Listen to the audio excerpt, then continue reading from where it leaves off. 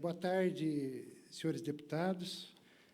Boa tarde, funcionários, colegas dos Correios, demais presentes.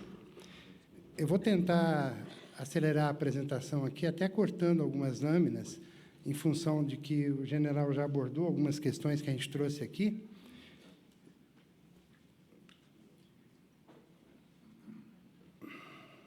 Bem, é importante começar fazendo um raio-x dos Correios. Na verdade, complementando um pouco o que já foi falado aqui. Primeira coisa, os Correios não são um estatal dependente. Isso é fundamental entender que, ao longo do tempo, o Correio não dependeu do Tesouro Nacional para existir, mesmo com aquela diferença, aquela dificuldade ali de cobrir o Brasil inteiro. Só 300 e poucos municípios aí são lucrativos aí para os Correios. Mesmo assim, os Correios estão no Brasil inteiro. Segundo, foi falado aqui também, o Correio é a entidade mais presente no país, a entidade do governo federal, e vou reforçar um número aqui que o general comentou: 60% dos municípios só têm Correios no governo federal. Dentre as instituições públicas, isso não foi comentado, né? Os Correios estão entre as 3 mais reconhecidas. Eu vou passar uma lâmina. Essa é uma pesquisa feita anualmente pelos Correios e traz as várias instituições, né? Vocês podem ver pela lâmina que o Correio está sempre ali no segundo ou no terceiro lugar, logo abaixo da família e junto com os bombeiros, né? Todas as demais instituições, aí, governo, Forças Armadas, igreja, vêm a seguir. Quando a gente fala também de fazer Correios do Brasil, muitas vezes não está presente aqui o desafio que é cobrir esse país todo, né? Então, esse mapa aqui mostra um pouquinho o que é o Brasil, né? A gente vê que a maioria dos países aí da Europa, por exemplo, são menores ou são do tamanho de um estado brasileiro. Então, fazer Correios em Portugal é bem diferente de fazer Correio no Brasil. O Brasil é um país gigantesco, com diferenças regionais muito grandes, e cobrir esse país aí, como os Correios fazem todo dia, não é simples.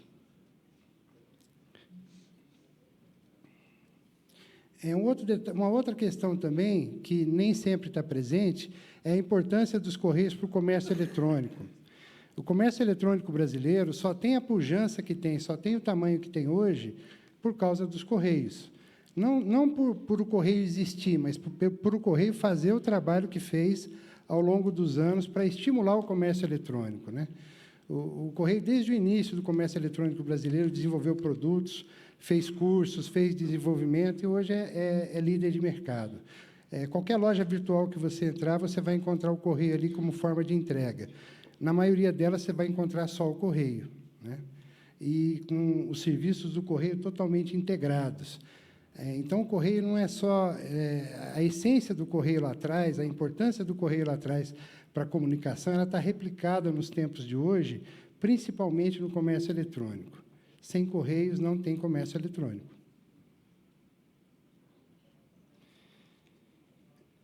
A qualidade operacional dos Correios, esse ponto também não foi tocado, foi tocado de leve, mas ela vem melhorando aí nos últimos anos, de 2018 para cá, né, do segundo trimestre de 2018 para cá, substancialmente. Houve um momento aí de inflexão em 2017, 2018, a empresa deixou de investir o que devia para fazer a sua operação, né? Contingenciou verbas aí que não deveria ter contingenciado, depois isso foi corrigido, e hoje os patamares de qualidade do Correio brasileiro são similares aos patamares de qualidade dos países mais desenvolvidos, daqueles países ali que a gente mostrou antes, que têm o território do tamanho de um estado brasileiro.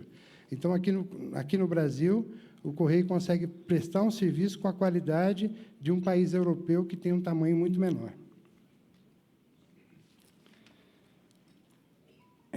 Esse é um outro ranking de serviço internacional. O Serviço Internacional dos Correios, também no Brasil, está entre os melhores do mundo. Isso reflete, inclusive, na remuneração que o país recebe por esse serviço. É um serviço que os países prestam para os outros países, né, para a entrega de objetos internacionais de qualidade, né, e o Correio brasileiro já está ali, ó, na pontinha, quase Está no pelotão da frente ali, mesmo com essas características que a gente comentou, gente. Fazer correio no Brasil não é a mesma coisa que fazer correio na Alemanha, na França, em Portugal, né?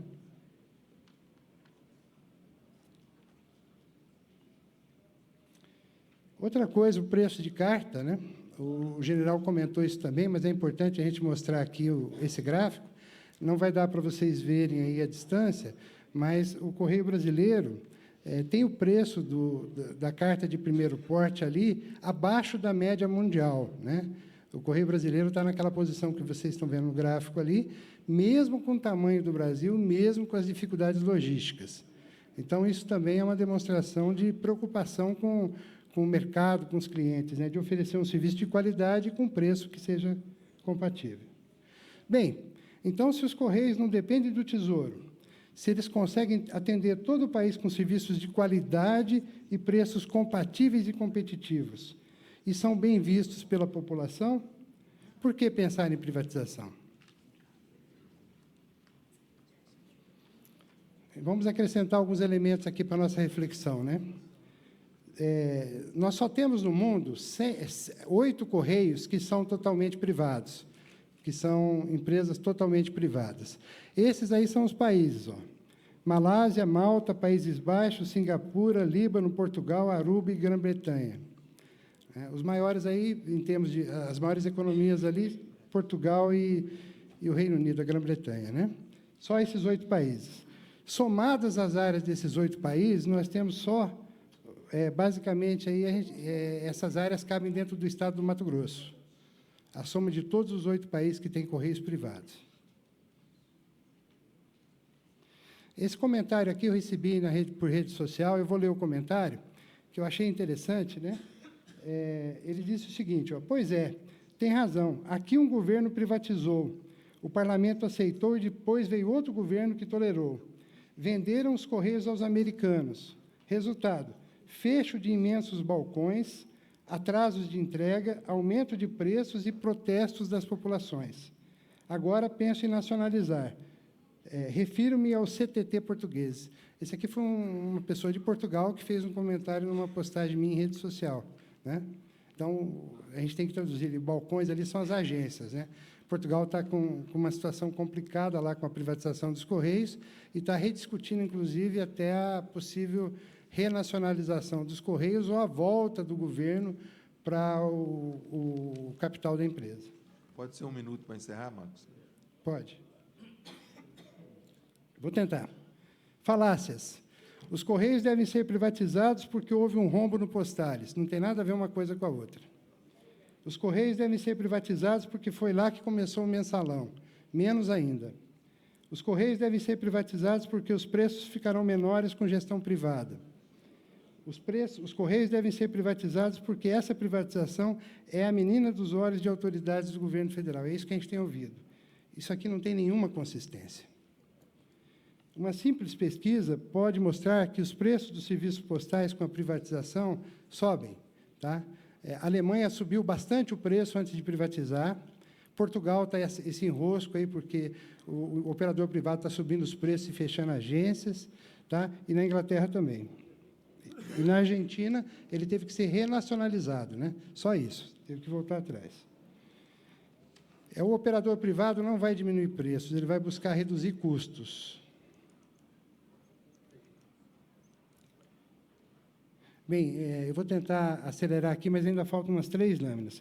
O governo federal possui mais de 130 estatais. Dentre as estatais, os Correios se destacam por algumas razões. Primeiro, que tem uma previsão constitucional da existência dos Correios. E depois, a sua motivação pública é clara. Ninguém discute que o Correio tem uma natureza pública. E, diferentemente da maioria das estatais, os Correios não são dependentes do Tesouro. E os serviços prestados pelos Correios são consistentes, precificação competitiva e reconhecimento da sociedade. Não há razão para priorizar a privatização dos Correios.